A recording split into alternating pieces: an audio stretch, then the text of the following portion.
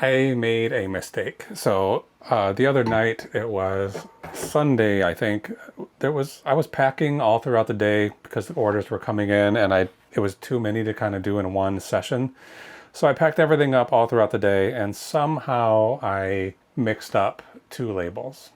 So normally I write the initials of the buyer on the box, and then when I print the labels, I can easily match them up to the right package. But sometimes people have similar initials, or on occasion they've had the same initials and I haven't noticed.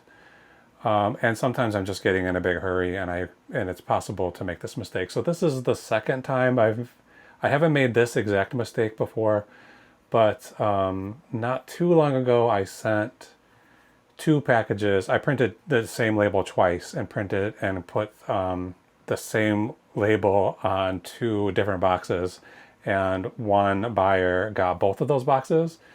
She was incredibly gracious and took that package to the post office and mailed it to the person that it was supposed to go to.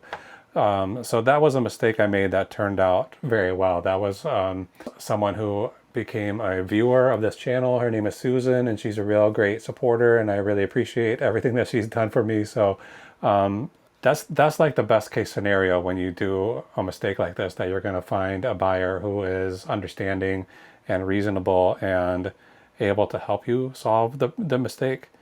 In this case, I don't think I'm so lucky. So I'll look at the messages that I have here. There were two boxes. One had a bunch of UFO magazines from the 90s. The other one had a video game, Super Mario Galaxy. So the person who ordered the Super Mario Galaxy received the UFO boxes today and sent me a message which says, basically, you did not send the game, you sent UFO magazines instead. Please give me a refund immediately. So I did make the mistake and I own up to that, but there's a way to just say, I think you made a mistake and how can we fix it? So then I was in the middle of responding to say, basically submit an item not as described case, and I will send you a return label, and then I'll send you back the game and I'll refund your money. It's not that much money. This game was $15. But before I could do that, he already opened a return. So it's basically the same thing. I'm going to approve the return. He's going to get a label. When I get that game back, I'll send it. When I get those magazines back, I'll send that to the person who was supposed to get them. And then I reached out to that person and said, let me just read to you exactly what I said. I said, hello, I just realized I accidentally mixed up two labels, and the package that is on the way to you will not have the magazines you ordered in it. I'm very sorry about the mistake. When the package arrives, please submit an item not as described case with eBay, and I will provide you with a return label at no cost. As soon as I can, I will send the magazines on to you and I will refund your payment. Again, I'm very sorry for the mix-up. And this person responded by saying, what a royal pain. I'm in the process of moving and I have no printer. I will hand print it, but I would like a refund. So I already said I would give a refund. So it seems like neither one of these people is going to be very understanding. So I told this guy, if you can't print a label, you can always write return to sender on the package and I will theoretically get it back. I could have just said, I'm going to refund both of these people and apologize profusely and be done with it. Like, you keep the game, you keep the magazines. But I was under the impression, maybe falsely, that these magazines were pretty rare, and the person who bought them, it's relatively expensive, it's over $50, would want to get them. So I'm trying my best to get them to him. So the first guy who bought the game and accidentally got the magazines, he said, please give me a refund immediately. And then I responded to him, I'm very sorry. It seems I mixed up two labels. I see you already opened a return. Thank you for doing that. You should get a return label right away. I've already reached out to the magazine buyer and asked him to return your package as soon as it arrives. And once I get the game back, I will send it to you at no charge. So I'm going to refund both of these people. The video game is like $15. The magazines are about $55 or something like that. So I'll lose that profit, but what I actually spent on these games, I mean, the game I paid $1 for, the magazines I probably paid less than $5 for, probably $2. I'm not sure. But so I'll lose that money. I'll lose the shipping costs back and forth, but it's not going to be a very big hit to me financially. It could be a little hit to my account if things don't go smoothly, but I think it's going to be all right. In any event, I hope this goes smoothly and I'll be able to get everybody the items that they ordered and make them happy as best I can. Hopefully this guy isn't moving so quickly that I won't be able to get his magazines to where they're going. I guess I can just ask him for his new address. I'm just going to send them to him. Both of these things, if I get them back, which I assume I will just send them out and I won't be making any money on this. I'll just be losing a little bit of money. So it's no big deal. I do feel bad about it. I feel like I have a pretty good system, but I've just been getting too rushed. I've been trying to get this work done in the shortest amount of time possible. And I've been I'm not making a lot of mistakes, but this time I made a mistake. So really this is only the second time in, let's say, three to 4 years that I've made a mistake like this. One of them worked out great. This one, we're going to hope for the best. Then the other thing I'm dealing with today is I'm going to basically pack it tonight. This order that came in today, and before the order came, the buyer sent me a message. I have this thing. I don't even know exactly what it is. Some kind of a power bank or something. It's a big box and pretty heavy. And so I have it listed for $300. He sent me a message saying I will pay $150 and come and pick it up in person. He just lives a few miles away, I guess. Maybe, it's kind of far. It's probably 40 miles. Anyway, I said, the best I can do is $225, $150 too low. I can't give this thing away for half price. So I offered him $225, assuming he would pick the local pickup option, but instead he paid for shipping. So it's like $225 plus $20 shipping or whatever it is. So now I'm a little bit confused because he wanted to do local pickup, but he didn't choose the local pickup option that I do have on that listing. So I reached out to him and I said, if you still want to do the local pickup, I'm happy to ship it. But if you want to do the local pickup, I'll have to cancel this order and you can rebuy it with the local pickup option. And then I told him, if I don't hear from you before the morning, I'm just going to ship it as normal. I prefer that anyway. I mean, it's in some way it's more trouble having to pack it. This will be something I'll have to go to FedEx to drop off. But it's much more convenient to me than trying to schedule a meetup time, wait around for somebody to show up, hope they're actually going to be there, schedule a location, where we're going to meet if I don't want them to come to my house. All of that stuff is a little bit more trouble than I like. That's why I don't list too much on Facebook Marketplace, although I'm thinking about starting to cross-list a lot of stuff on there, like anything over $50. So these are some of the tribulations of running an eBay shop.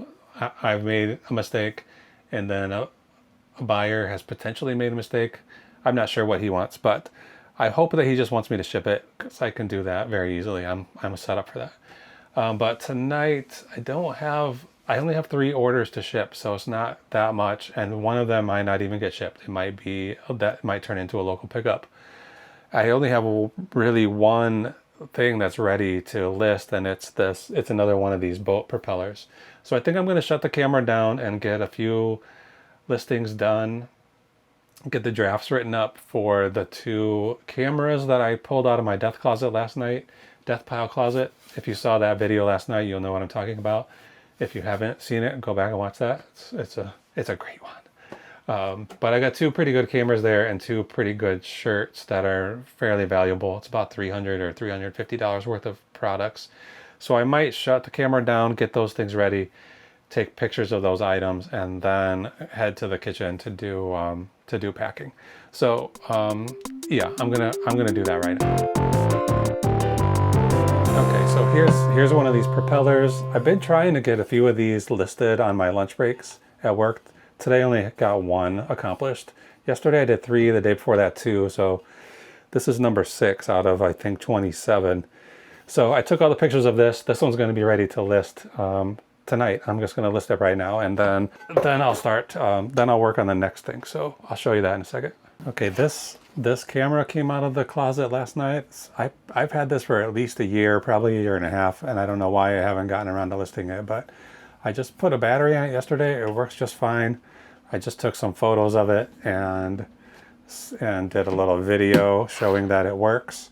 So I'm going to get that listed tonight. I'm going to do it right now, upload photos. All of these photos are of my thumb. I took a bunch of pictures of my hand somehow in between taking these pictures of the camera and starting up the video again. So here's a bunch that are nothing. Okay, unfortunately the eBay app is not suitable. It does not allow you to upload videos. So I have to go to the web version of eBay, which I can do on my phone here on the browser. It's not that convenient, and they really should get this fixed so that you can use the phone app to list every aspect of your listing. But right now I'm going to go in there. I'm going to hit add. It's just where you would put a picture. You can also put a video. So here's a video. It's 41 seconds long. This almost always fails. The upload almost always fails the first time. So let's see if it makes it this time. 22%, 20, 33%, 37, 39, 40. It's going faster than it usually does. Typically it fails on 1%. So we might make it this time without failing. Come on, do it, eBay. You can do it. 90%, you're almost there. Okay, it's got a check mark, but I think I have to wait for it to say something. There it is, under review. Once it says under review, I can go to the bottom and click save for later. So that's one camera done. I'm gonna grab another one here and take pictures of that, and then we'll see how this video uploads next time. Okay, this one is a Canon SureShot Max, so it's in the same kind of family as the other one. I think this one's actually a little bit more valuable. I don't know if it's newer. It doesn't seem to have as many features, and it's a little more streamlined. It looks a little cooler. You won't be able to see it, I don't think, but there's some, like, I think it's a residue of the adhesive that holds this little plastic on. I think this has kind of dried up and crumbled a little bit. So I have to make sure I include that information in the listing. But I took the pictures of this and I made the video of it. So I'm going to upload the video. What's this? This camera is taking a lot of pictures that I didn't intend for it to take. I don't know if I set something auto photos or something, but anyway, I'm going to get these pictures up here. This one comes with a little camera bag. It's nothing fancy, and it's not like the actual brand name. It's a Sport Zone, but whatever. It's a little selling point, I guess. Comes with the case. Okay, those photos are done. Now let's go to the listing on the browser and add upload from computer. There's the 45-second video. Well, let's see if it uploads. Here it is here, 2%. Upload failed. So there we go. Nothing happened. It just failed for no reason. So we're going to have to delete that and start over. Upload from computer. Hit it. And now we're at 1%. So this one's going to hang up at 1%, and we'll see how long it takes to actually upload. So I was just listening to Justin Resells, and he was talking to, he's a YouTuber. He started doing live videos with other reselling YouTube folks, and he was talking with Joe from, I think it's called Profit First Reselling. I'll put the links in the comments, in the description, to Justin and to Joe. But Joe had been invited, so that worked. Joe had been invited by eBay to go to visit Congress, I guess, at least Washington, to discuss regulations and legislation that is affecting small business people who are selling on eBay. So he was talking about how the CEO of eBay asked him, what are some of the things that you don't like about eBay? And he told him that it was the app, and the CEO said he wasn't that happy with it either. But the only thing that I really, really want, it feels really important to get this video thing to work in the app, because everybody uses their phone to take pictures and to take videos. So if you make it hard for me to then post those videos into your phone app, it seems counterproductive. But there's a lot of ways to make that app better for, I mean, the app is really designed for people to buy from, not to sell from. So if they could make it a little bit cleaner for sellers, or maybe even have a separate app for sellers, I think there's a lot of ways they can improve it. I'm not gonna go into all of my complaints about the app, but there are some. Okay, let's go put this away, and then I'm gonna come back and take a couple more pictures of a couple more items.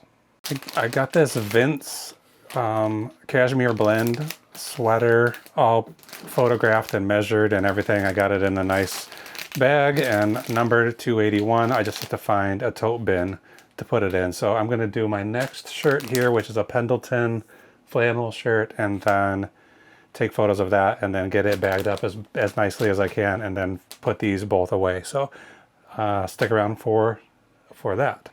You can see this Pendleton flannel. This one is, I mean, it feels nice. I mean, it feels really, I mean, it's 100% wool and it really feels like it. I'm not sure if I would want to wear this, but it feels high quality. So this is an expensive flannel. I think it goes, like similar ones have gone for as much as 180. I'm going to put mine at 110 and try to sell it as quickly as possible. But right now I'm going to fold it up, put it in a bag, and then find a tote to keep it. All right, I have 3 orders here. They're all going to be kind of a pain to box up. And I think all 3 of them are going to be going to FedEx because they're going to be pretty big. The first thing I have here is this Line 6 guitar pedal, like a big multi-effects pedal.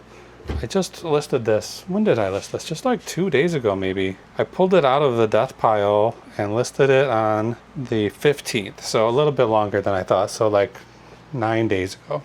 But I'd say it sold pretty quickly. Since it was in the death pile for so long, I don't really remember exactly. I know I had to buy this AC adapter, and this alone was 40 bucks. I think I paid 20 for this at Unique. So I put like $64.10 as the cost of goods, because this was like, I bought this on eBay, so it was very easy for me to go back in my eBay history and find this purchase. That also gave me a sort of at least a close estimate of when I bought the whole thing, because I know when I bought this. So it's been sitting here for quite a while. I don't know what took me so long. I felt a little bit apprehensive about selling this and shipping it, but I think it's going to be easy enough. It's just going to have to be in a pretty big box. So I made this box earlier. I resized this one a little bit. It still has quite a bit of room in it, so I will have to put some bubble wrap around this, and then I'm going to put this whole box inside this box to double protect it. But I think we really need some bubble wrap in here, or something anyway. Could be paper. I think bubble wrap's probably going to be the best bet right now, and I think kind of a lot of it. So I'll put this bubble wrap in the smaller box, and then I'll fill the outside of the bigger box with just paper and try to get it to the buyer as safely as possible. It's got sort of a slant on it, so I'll probably have to put a lot more void fill at the front here to keep it from bouncing around. So let's put some more bubble. Then I'm gonna just fill the rest of it with paper. I mean, I probably should wrap this thing in plastic or something to keep it safe, but don't really have anything like a bag that would be big enough to encase the whole thing. So I'm just gonna get as much bubble wrap in here as feels right, and then I'm gonna fill the rest of it with paper.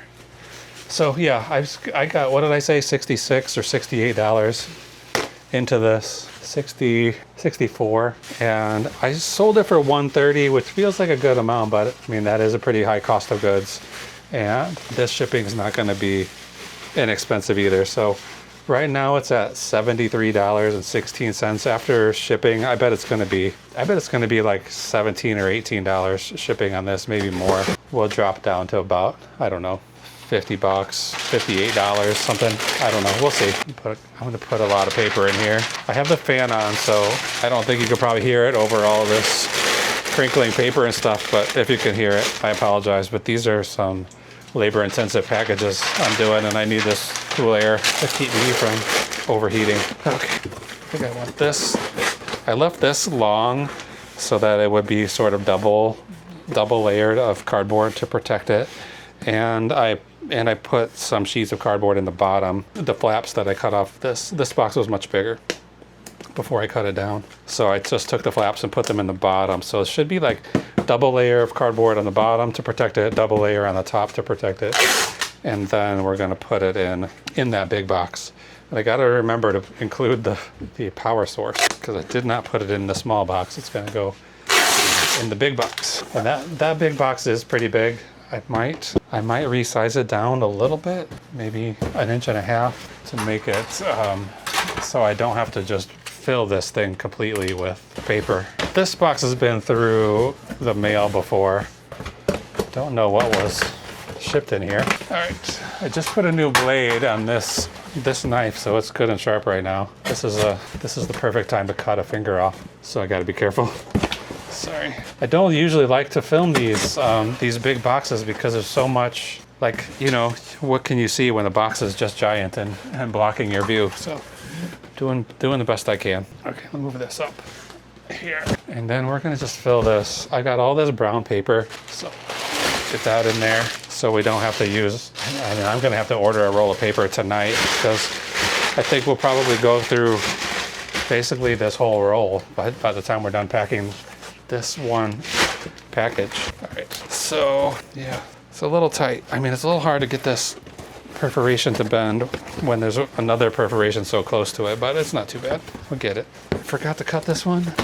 No, it's cut. It just doesn't want to bend. This came here to me from, oh no, this had t-shirts in it. I ordered t-shirts for my day job and I took the box home. And this box, these two boxes turned out to be just right. Like it's shocking how often that happens when you have the need for some kind of very specific sized box.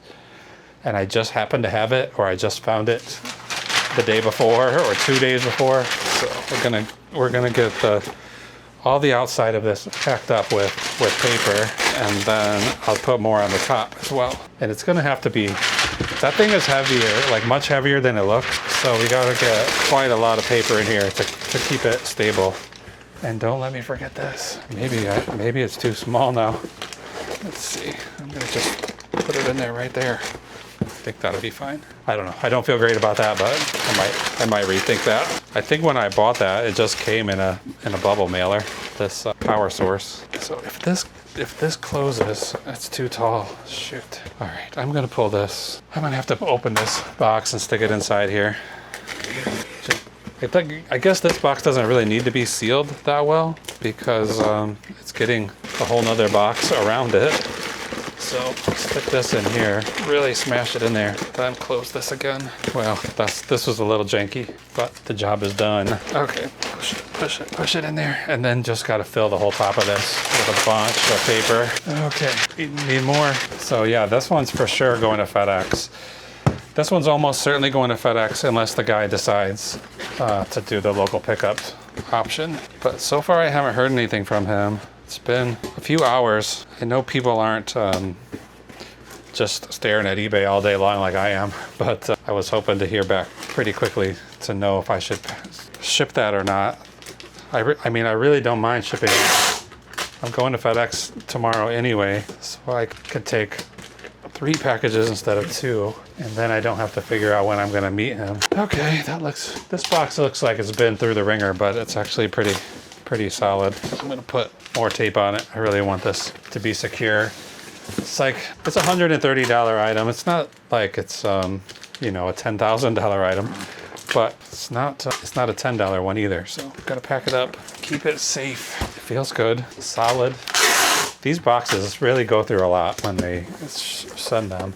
Like they always have big holes and stuff in them. I don't know what they're doing at FedEx or UPS or any of these places. This came from UPS. I'm gonna have to cover all these labels. So I was doing some basic math, trying to figure how old I am and when's the earliest age I can retire. And it seems like I've got 3 years, and I have to basically double the amount of money I'm making annually.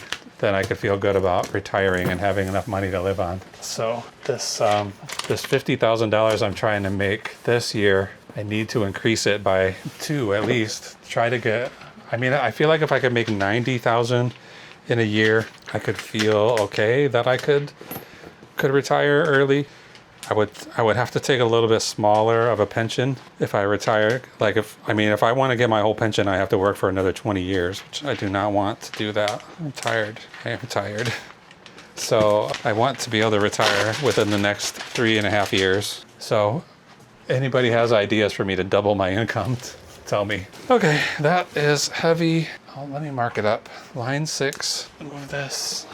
It's gonna be, how much? 18 pounds? 17 pounds, 13 ounces, so 18 pounds. I need a measuring tape. I usually like to overestimate the dimensions when I'm shipping FedEx, because FedEx is notorious for what do they call it? Sending you extra charges after the fact, saying you gave them the wrong weight or dimensions, and I don't want that to happen. So I always overestimate a little bit.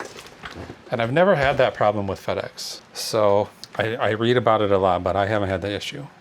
I have had it with USPS a couple of times, probably 8 times.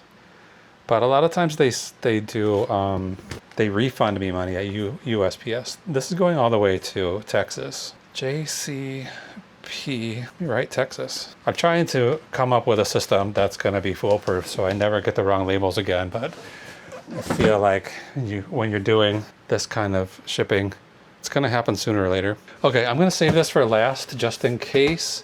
I probably could just ship it in this box that it came in.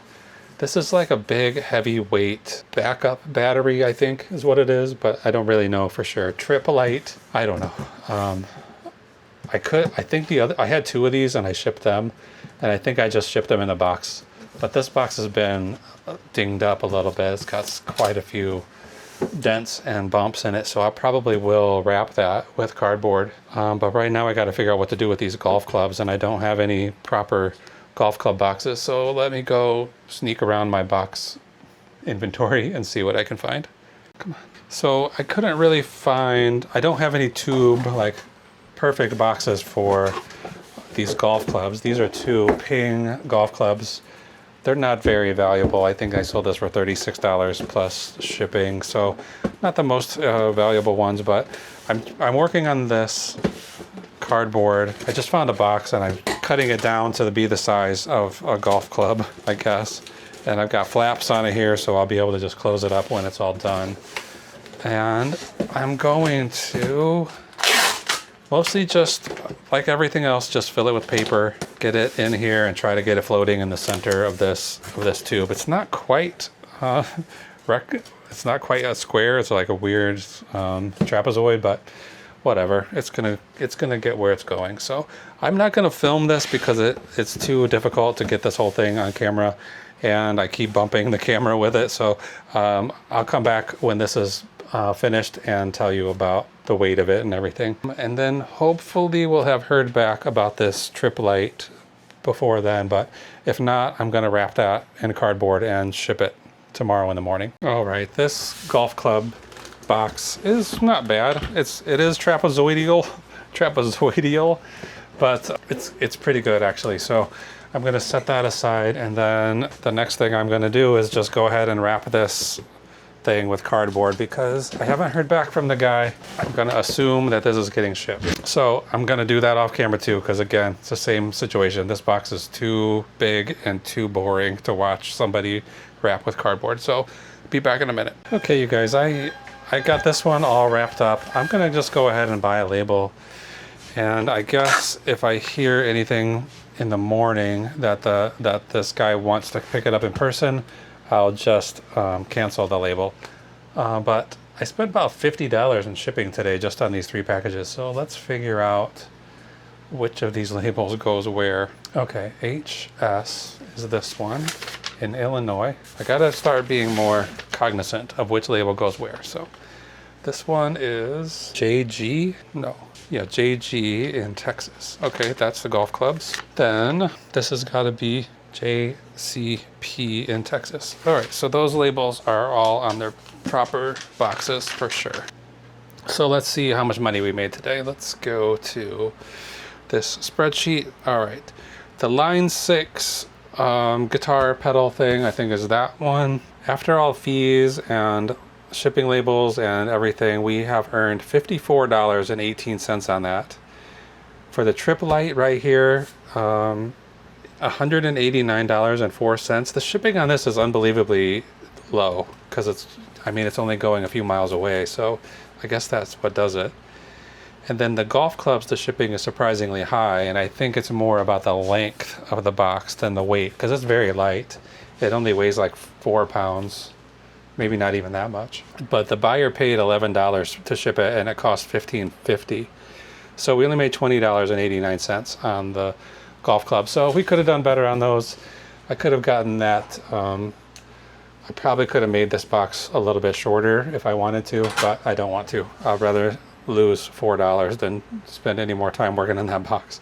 So anyway, today we have earned, we could get more sales. It's 10 o'clock now. Pineapple, here's Pineapple. What are you doing down here, buddy? Are you eating something? What's going on? Are you okay? Come here. Come here. Oh, come here, say hi. What's going on? What are you doing with your mouth? You okay, bud? Okay, I guess he's fine. Okay, anyway, it's only 10 o'clock, so we might get more sales tonight. It's possible. But right now we have earned $264.11. So that brings our daily average for this month up to $163.30. And our average profit per sale is up to $34.71, almost $35. Yesterday it was like 32 or 33, so that's a big jump. Okay, that's it. This has been a unbearably boring session tonight. I wasn't really able to show you any of this because these boxes are too problematic, but I'll be back tomorrow, hopefully with something a little more interesting. So join me then. Thanks a lot. Have a good night. Say bye, Pineapple. Say bye. Say goodbye. Speak. You want to go outside? You want to go outside? Okay, we're going to go outside. Have a good night.